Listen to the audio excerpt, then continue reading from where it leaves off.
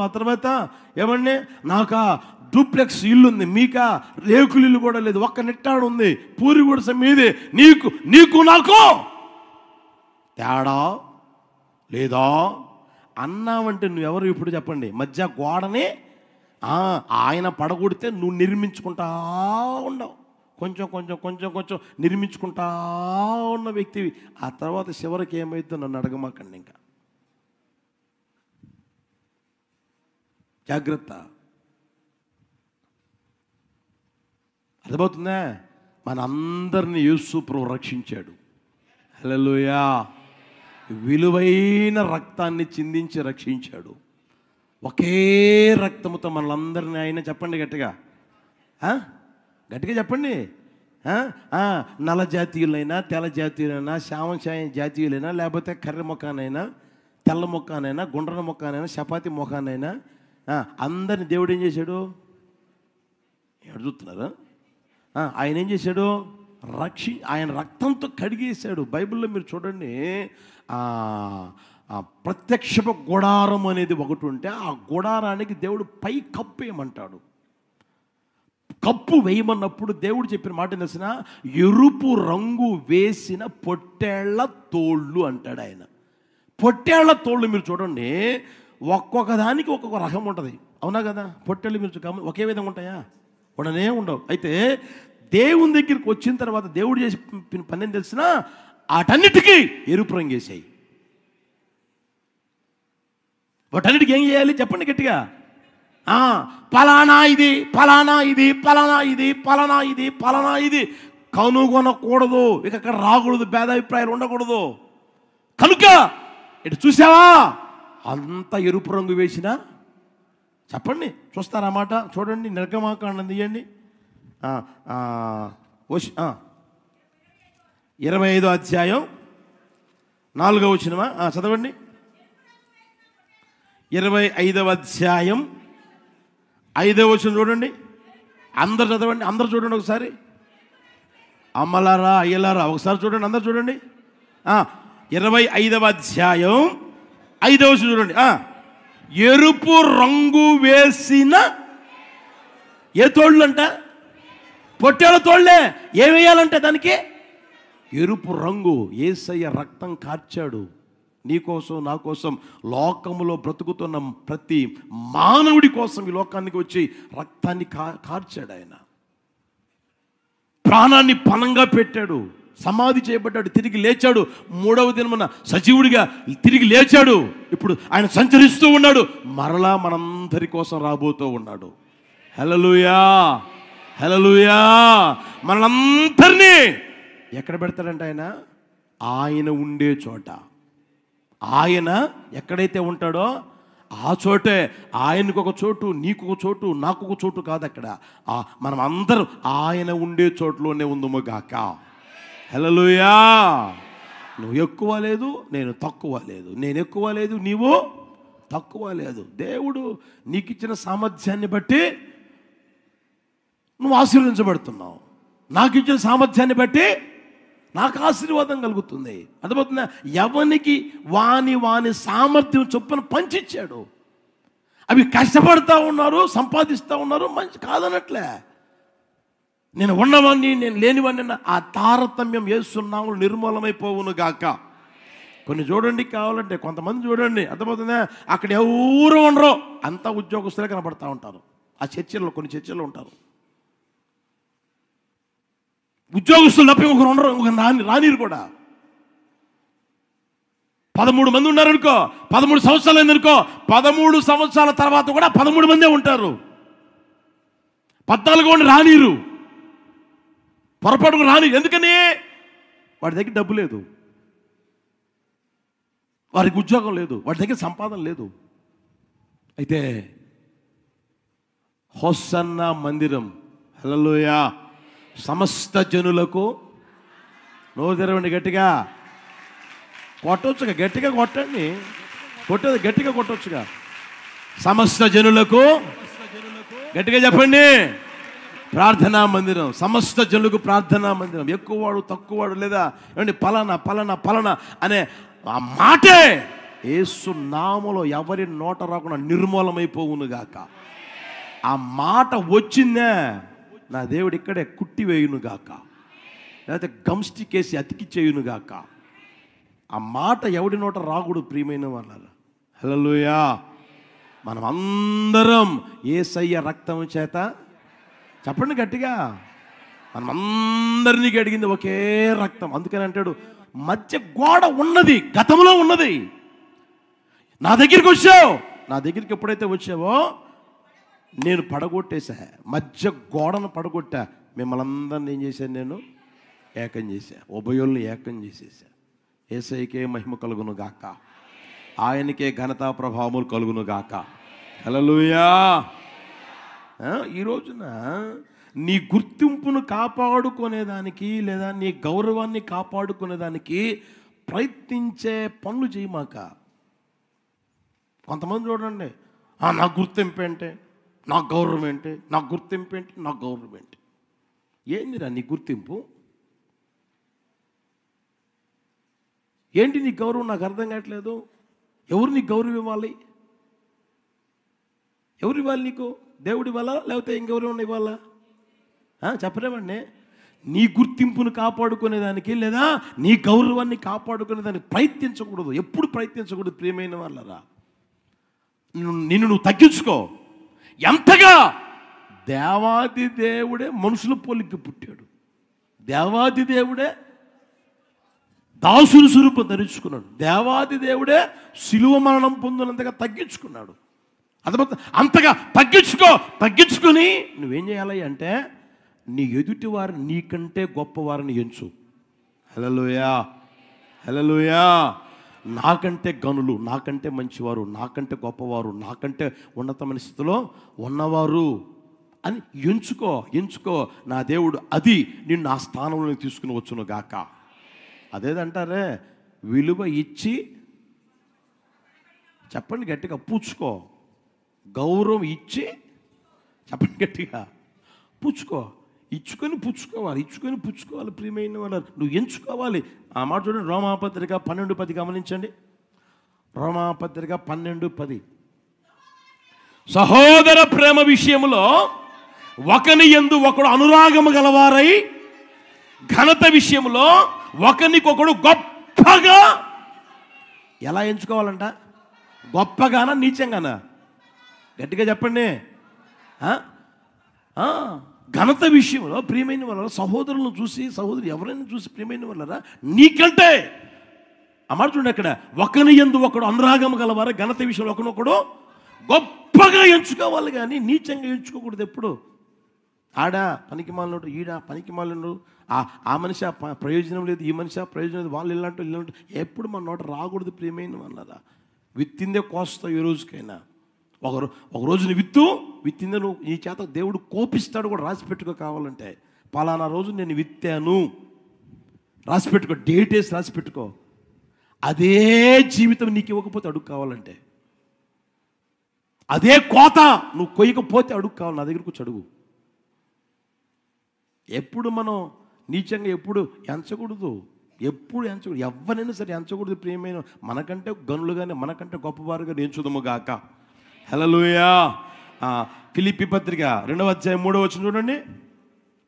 ఫిలిప్పీ పత్రిక 2:3.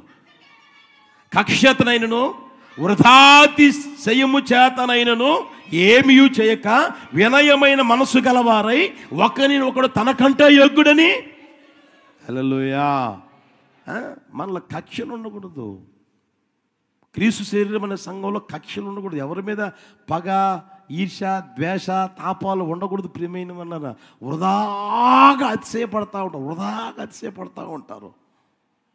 అర్థమవుతుందా? నాకు ఎంత జ్ఞానం ఉందో తెలుసా, నాకు ఎన్ని టాలెంట్స్ ఉన్నాయో తెలుసునా, నాకు ఆ టాలెంట్ ఉంది, ఈ టాలెంట్ ఉంది, ఈ టాలెంట్ ఉంది. ఆ రోజున ఎవరో ఒక ఆయన పోతా ఉండంట, నదిలో పోతా ఉంటే ఆ వ్యక్తి అడిగాడంట పక్కన ఉండి, నీకు ఈత శాస్త్రం తెలుసా?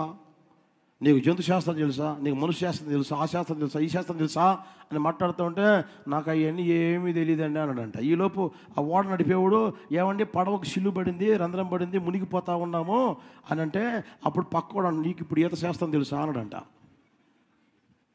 తెలియదండి, అదేంది ఇప్పుడు మునిగిపోతున్నావు అంటారు బాబు, దూకితే ఈత కొట్టుకుంటా పోతే బయటికి పోతావు, లేకపోతే సూత్రం. తెలియాల్సింది తెలియకుండా తెలియని తెలుసుకున్నావు, మనకేం ప్రయోజనం? అర్థమవుతుందా? కనుక ప్రియమైన వాళ్ళు నీ వ్యక్తిగత జీవితంలో వృధాగా అతిశయపడమాక. నీకున్న టాలెంట్ని బట్టి, నీకున్న స్థానాన్ని బట్టి, నీకున్న స్థితిని బట్టి ఏ రోజు గర్వించుకో. సంపాదిస్తున్నావా? దేవుడు నీకు ఇచ్చాడు, దేవుడు ఇంకా నేను ఆశీర్వదించునుగాక. హల్లెలూయా. మిమ్మల్ని అందరినీ నేను ఎప్పుడైనా ఆశీర్వదిస్తున్నాను, కానీ ఏ రోజున మిమ్మల్ని నేను ఒక మాట అంటున్నానా? దేవుడు ఇంకా మిమ్మల్ని ఆశీర్వదించునుగాక. హల్లెలూయా. మనం వృధాగా అతిశయపడకూడదు. వృధాగా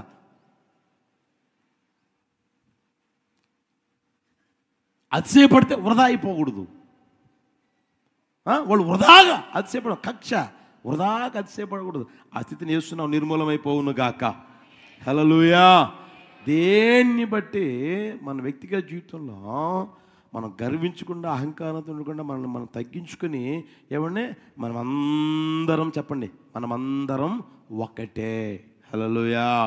యేసయ్య మన మధ్య గోడను ఏం చేశాడంట? పడగొట్టాడంట. అయితే మనిషి ఏమో కట్టుకుంటా ఉన్నాడు, దేవుడేమో మనిషి తలంపు అది, దేవుని తలంపు ఇది. దేవుడు అంటాడు మీరందరూ ఏక మనస్కులై ఉండండి, మీరందరూ ఏకమై ఉండండి. హల్లెలూయా. లేదండి నేను గోడ కట్టుకుంటానండి నువ్వంటే ఆయన ఏం చేస్తాడు? అర్థమవుతుందా?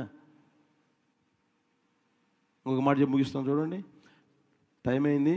ఒక 5 నిమిషాలు ముగిస్తాను, ఏమనుకోవద్దు. 5వ అధ్యాయం 8వ వచనం, యోహాను సువార్తమానం 5వ అధ్యాయం 8వ వచనం.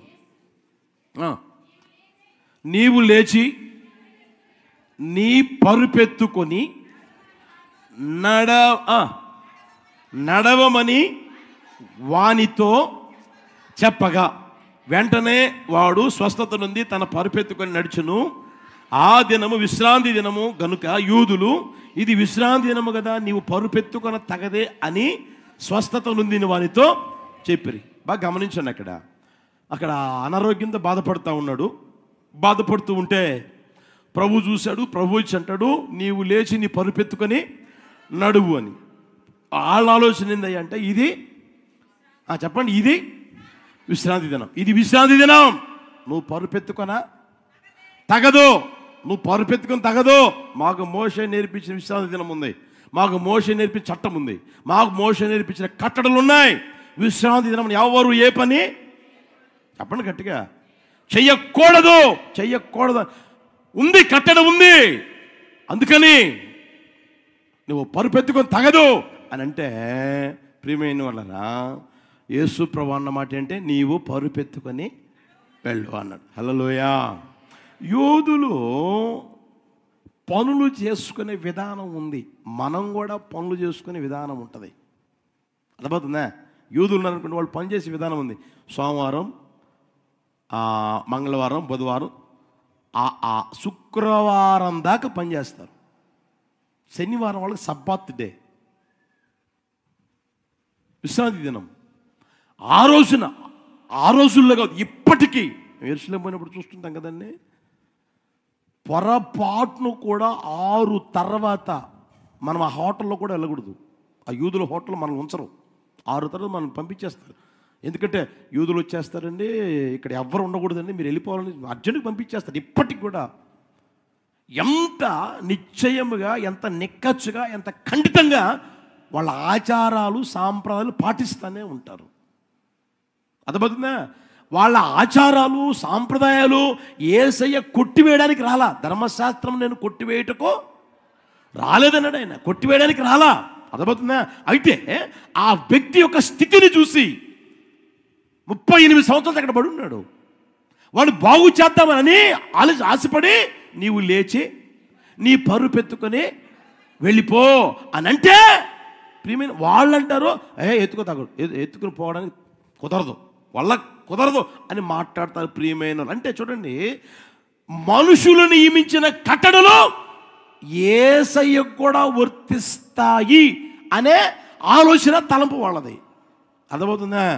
ఆయన ఎవరు? దేవుడు. మనం ఎవరమే చెప్పండి? ఆయన ఎవరు? సృష్టికర్త. మనం ఎవరమే చెప్పండి గట్టిగా? మన సృష్టికర్తలం కాదు, ఆయన సృష్టికర్త. నోటి మాటతో సమస్తాన్ని కలుగు చేసిన వాడు. అర్థమవుతుంది ప్రియమైన వాళ్ళరా? మనమేమో ఆయన ద్వారా కలుగు చేయబడిన వారు, ఆయన ద్వారా చేయబడిన వారు మనం. అర్థమవుతుందా? మనకు సంబంధించింది ఆయన మీద కూడా రుద్దాలి, ఆయన కూడా చెయ్యాలి అని అనుకుంటే ఆయన ఎవరు? జగన్నాటక సమస్తము చేటుకో సర్వాధికారి. ప్రియమైన వాళ్ళరా, అదే మనుషుల తప్పిదమవుతుంది. అర్థమవుతుందా? మనము నియమించుకున్న కట్టలు దేవునికి అపాదించకూడదు. అందుకని యేసుప్రభువు కూడా అంటారు, మనుష్యులు కల్పించిన పద్ధతులు మీరు దైవోపదేశములని బోధించుకుంటా ఉన్నారు కదా. మనుషులు నియమించిన కట్టడలో నా మీద ఎందుకు రుద్దుతారా మీరు? నేను మనిషిని బాగు చేశాను కానీ వాడిని పాడుగమ్మని చెప్పలేదురా, చేయిపోమని చెప్పలేదురా అంటాడు. ప్రియమైన వాళ్ళరా, కనుక ఈ మాటలు మనం గుర్తెరుగుదుము గాక. హల్లెలూయా, హల్లెలూయా. కనుక ప్రియమైన వాళ్ళరా, మనం చేయవలసిన పని ఏంటంటే మన నిబంధనలు, మన ఆలోచనలు, మన కట్టడలు, మన నీతి ఎన్ని ఉన్నాయే అవన్నీ యేసు ప్రభు మీద మోపకూడదు. యేసు ప్రభు కూడా అలాగే చేయాలని మోపకూడదు. ఆయన నియమిస్తే మనం చేయవలసిన వారం. హల్లెలూయా. అర్థమవుతుందా? ఆయన చట్టం ఇస్తే మనం చేయవలసిన వారం, ఆయన విధిస్తే మనం నడవలసిన వారం. అయితే మనం విధిస్తే ఆయన నడవలసిన అవసరం ఆయనకి లేదు. ఈజ్ సుపీరియర్, అందరికంటే పైగా ఉన్నవాడు, పైనవాడు వ్యక్తి. అయ్యా నీకు స్తోత్రం. వారి గూర్చినటువంటి చెడు సమాచారం, వ్యర్థమైనటువంటి మాటలు, పనికి మాలినటువంటి మాటలను విసర్జించే ప్రభువా, దయగలిగిన తండ్రి నీకు స్తోత్రం. నైనా దేవుని యొక్క తలంపుకు అప్పగించుకొని తండ్రి నడిపించబడి ఒక్కొక్కరు ఆశీర్వాదాన్ని పొందునట్లుగా పరిశుద్ధాత్మదేవ దయతో మీరు సహాయము చేయమని ప్రార్థిస్తున్నాము తండ్రి. మీరు సహాయము చేయని నైనా ఒక్కొక్కరి జీవితంలో ఉన్నటువంటి చీకటిని తొలగించండి, ఆశీర్వాదాన్ని కలుగు చేయండి, అడుగంటినటువంటి ఆశలను చిగురింప చేయండి, నీటి వాసన చేత మొద్దును చిగురింప చేసి లేత వృక్షం వలె ఫలింప చేసిన దేవుడు గనుక ఒక్కొక్క కుటుంబాన్ని ఫలింప చెయ్యండి, ఒక్కొక్క కుటుంబాన్ని విస్తరింప చెయ్యండి, ఒక్కొక్కరి యొక్క ఆత్మీయ జీవితాన్ని కూడా అత్యధికంగా విస్తరింప చేసి ఆశీర్వాదాన్ని మీరు కలుగు చేయమని తండ్రి ప్రార్థన చేయుచున్నాము. సహాయం చేయండి తండ్రి. దయగలిగిన దేవానికి స్తోత్రం తండ్రి. మొదట నీకున్నటువంటి ప్రేమను విడిచితివని ప్రభువా లేఖనాల ద్వారా మీరు తెలియజేసి ఉన్నారు తండ్రి. మొదట ఉన్నటువంటి ప్రేమ, మొదట ఉన్నటువంటి భక్తి, మొదట ఉన్నటువంటి ప్రార్థన, మొదట ఉన్నటువంటి వైరాగ్యము, మొదటి ఉన్నటువంటి పరిచర్య అనుభవాలన్నిటిని కూడా నువ్వు పోగొట్టుకున్నావని తండ్రి తప్పిదము మా మీద మోపుచున్నట్లుగా లేఖనాలు సెలవిచ్చుచూ ఉండగా తండ్రి నీకు స్తోత్రం. అక్రమము విస్తరించుట ద్వారా అనేకుని ప్రేమ చల్లారిపోవునని లేఖనాలు సెలవిచ్చుచూ ఉండగా యేసయ్యా నీ మీద ఉన్నటువంటి ప్రేమ చల్లారిపోకూడదు నైనా. లోకమంతా నైనా నశించిపోయినా కొట్టుకొని పోయినా నీ మీద మొదట ఉన్నటువంటి ఆ ప్రేమను కోల్పోకుండా అంతం వరకు కూడా నిన్ను వెంబడించే కృప ఒక్కొక్కరికి దయచేని నైనా. దయగలిగిన తండ్రి నీకు స్తోత్రం నైనా. మొదట ఉన్నటువంటి సత్క్రియల కంటే అయ్యా నీకు స్తోత్రం వెనుకటి సత్క్రియలు అధికమని లేఖనాలు సెలవిచ్చుచూ ఉండగా నా తండ్రి నీకు స్తోత్రం నైనా. మీరు మొదట ఉన్నదానిని కోరుకునే దేవుడు కాదు, కానీ ముగింపు వరకు కూడా ఆఖరి శ్వాస వరకు కూడా నైనా మొదట ఉన్న ఆసక్తితోనే మేము నడిపించబడటానికి పరిశుద్ధాత్ముడా మీరు సహాయం చేయండి. సన్నగిల్లినటువంటి అనుభవాలు, బలహీనపడినటువంటి అనుభవాలు, కృంగినటువంటి అనుభవాలు, కన్నీటి అనుభవాలు, యేసయ్యా నీకు స్తోత్రం పలు రకాలైన స్థితిగతులను బట్టి అలసిపోయినటువంటి సొమ్మసిల్లిన అనుభవంలో నుంచి ఒక్కొక్కరిని దయతో లేవనెత్తండి నాయన. ఆ మొదటి ప్రేమ మరలా పుట్టించండి నాయన. ఆ వైవాహిక ప్రేమ మరలా పుట్టినట్లుగా పరిశుద్ధాత్మ దేవ ఒక్కొక్కరు హృదయాలను మీరు రేపండి తండ్రి. పరిశుద్ధాత్ముడా ఒక్కొక్కరు హృదయాన్ని మీరు తాకి నాయన మొదటి ఉన్న ఆ ప్రేమతో మండించబడి తండ్రి మీతో నడిచేటట్లుగా ఆత్మ కార్యాన్ని జరిగించండి నాయన. నీకు స్తోత్రాలు తండ్రి. దయగలిగిన దేవా నీకు స్తోత్రం తండ్రి. కృపగలిగిన దేవా నీకు స్తోత్రం నాయన. భేదాభిప్రాయాలు ఉండకూడదని ప్రభా మీరు తెలియచేసి ఉన్నారు. యూదులు సమరయులు అన్నటువంటి వ్యత్యాసం ఉండకూడదని ప్రభా తెలియచేసి ఉన్నారు తండ్రి. ధనికుడని పేదవాడని, విద్యావేత్తని విద్యాహీనుడని తండ్రి, బలవంతుడని బలహీనుడైనటువంటి భేదాలు ఉండకూడదని ప్రభా మీరు తెలియచేసి ఉన్నారు. ఉభయుల మధ్య ఉన్నటువంటి గోడను నైనా మీరు నైనా పడగొట్టినటువంటి శక్తి కలిగిన దేవుడు గనుక సంఘములో బిడ్డల మధ్యలో ఉన్నటువంటి భేదాభిప్రాయాలన్నీ యేసు క్రీస్తు నామములో కొట్టివేయబడాలి తండ్రి. యేసు రక్తముతో కడగబడిన వారమని, యేసు రక్తముతో కొనబడిన వారమని తండ్రి ప్రేమ కలిగి తండ్రి అయ్యా ఒకరిని ఒకరు యోగ్యులుగాను, ఒకరిని ఒకరు గనులుగాను, ఒకరిని ఒకరు గొప్పవారిగా ఎంచుకునేటటువంటి స్వభావాన్ని కలుగ చేయండి తండ్రి. దానికి భిన్నముగా పోరాడుతున్నటువంటి దురాత్మ యొక్క ఆలోచనలు క్రియలన్నీ కూడా యేసు నామములో తొలగిపోవునుగాక. ఒక్కొక్కరి మధ్యలో సఖ్యత, ప్రేమ, సమాధానము మీరు కలుగ చేయని నాయనా నీకు స్తోత్రం. వృధా అతిశయాల చేత నడిపించకూడదు నాయన. కక్షతో భేదాలతో నడిపించబడకూడదు తండ్రి. అట్టి దురాత్మ యేసు నామములో తొలగిపోవాలి యేసయ్య. మీరు కార్యాలు చేయండి, సఖ్యతనివ్వండి, సమాధానం, సహోదర ప్రేమలో నిలవరముగా నిలిచి యేసయ్యను పోలి నడుచుకొని పరలోకానికి సిద్ధపడే కృప దయచేయండి యేసయ్య. మీకు స్తోత్రాలు తండ్రి. సర్వశక్తి కలిగిన తండ్రి మీకు స్తోత్రం నైనా. మీరు సృష్టికర్తవై ఉన్నారు గనుక తండ్రి నీకు స్తోత్రం నైనా. మిమ్మల్ని శాసించటానికి, మిమ్మల్ని ప్రశ్నించటానికి ప్రభా ఏ ఒక్కరికి అధికారం లేదని ప్రభా మీరు సెలవిచ్చి ఉన్నారు తండ్రి నీకు స్తోత్రం. విశ్రాంతి దినాన పరుపు ఎత్తుకొని నడవ తగదని అయ్యా నీకు స్తోత్రం వారు పలికినట్లుగా లేఖనాలు సెలవిచ్చుచూ ఉండగా సృష్టి అయినటువంటి మేము మీ చిత్తానికి, నీ ఇష్టానికి, నీ ఆలోచనకి సంపూర్ణముగా అప్పగించుకొని నడిపించబడే తండ్రి ఒక్కొక్కరు ఆశీర్వాదం పొందినట్లుగా పరిశుద్ధాత్ముడా మీరు కార్యము చేయండి తండ్రి. ఈ పునరుత్థాన దినాన మీరు మా మధ్యలోనికి దిగివచ్చి మీ తలంపులు ఎంత ఉన్నతమైనవో, మనిషి తలంపులు ఎంత బలహీనమైనవో ప్రభా మీరు తెలియచేసినందుకు, సరిచేసినందుకు, హెచ్చరించినందుకు, నూతన పరిచినందుకు, నీ వాక్కుల చేత తండ్రి మీరు సరిచేసినందుకు నైనా మరొక్కసారి నిండు మనసుతో మీ కృతజ్ఞతాస్తుతులు చెల్లిస్తున్నాం. ఈ నీ మాటలు ప్రతి ఒక్కరిలో ఫలించినట్లుగా అయానికి స్తోత్రం మీరు కార్యము చేయండి. ప్రత్యక్ష ప్రసారాల్లో పాలు పంపులు పొందిన బిడ్డలలో కూడా ఉన్నత దీవెన కలుగ చేయండి. ఈ పునరుత్థానపు ఆశీర్వాదాలతో నింపండి. శరీరాల్లో ఆరోగ్యం, కుటుంబాల్లో సమృద్ధి, ఆత్మలో బలాభివృద్ధిని కలుగ చేసి పరిపూర్ణులుగా మార్చి ఉన్నతమైన నీ చిత్తాన్ని చేసి నీ రాక కొరకు సిద్ధపడే కృపనివ్వండి. సేవకులను అభిషేకించి వాడుకున్నందుకు స్తుతి చెల్లిస్తున్నా. ఇంకను బలపరచండి. పరిపూర్ణమైన ఆరోగ్యాన్ని, సత్వను, బలాన్ని, నూతన కృపను మీరు అనుగ్రహించండి నాయన. కొలత లేని ఆత్మశక్తితో నింపండి. అంత్యకాలానికి కావలసినటువంటి నూతనమైన వాక్కును, ప్రకటనలు ధారాళముగా దయచేసి విజయోత్సవాలతో నడిపించి నిలిచిన ప్రతి స్థలములో కొన్ని శక్తివంతంగా వాడుకొని మహిమను పొందుకొనమని యేసు నామమున అడిగి వేడుకొనుచున్నాము తండ్రి. మన ప్రభువైన యేసుక్రీస్తు కృప, తండ్రి అయిన దేవుని ప్రేమ, పరిశుద్ధాత్మని అన్యోన్య సహవాసము సన్నిధి ఎప్పుడు ఎల్లప్పుడు సదాకాలం మనకును సకల పరిశుద్ధులకును తోడై నడిపించును గాక. ఆమేన్. హల్లెలూయా, హల్లెలూయా, హల్లెలూయా.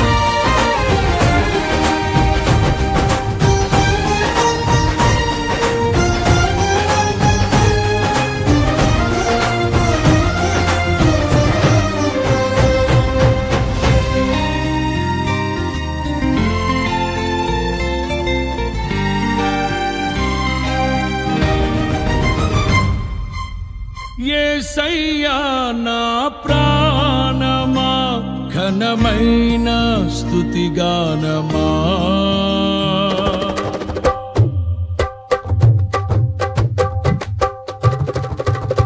యేసయ్యా నా ప్రాణమా ఘనమైన స్తుతిగానమా. అద్భుతమైన నీ ఆదరణే ఆశ్రయమైన నీ సంరక్షణయే నన్ను నీడగా వెంటాడెను. నే ఆలయగా నడిపించెను.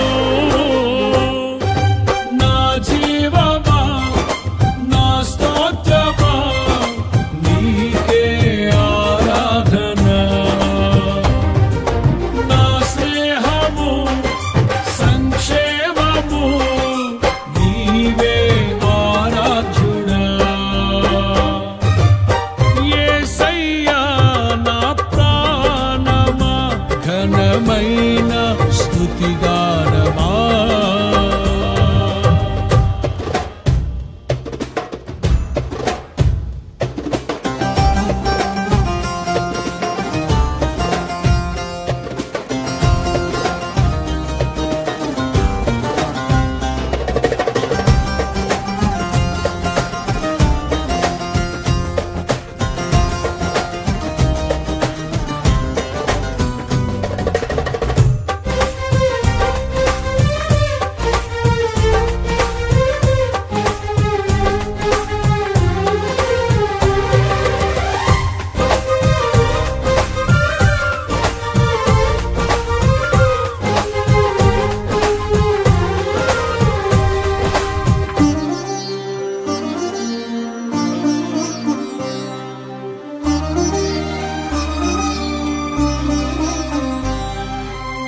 చిరకాలము నాతో ఉంటానని క్షణమైనా వీడిపోలేదని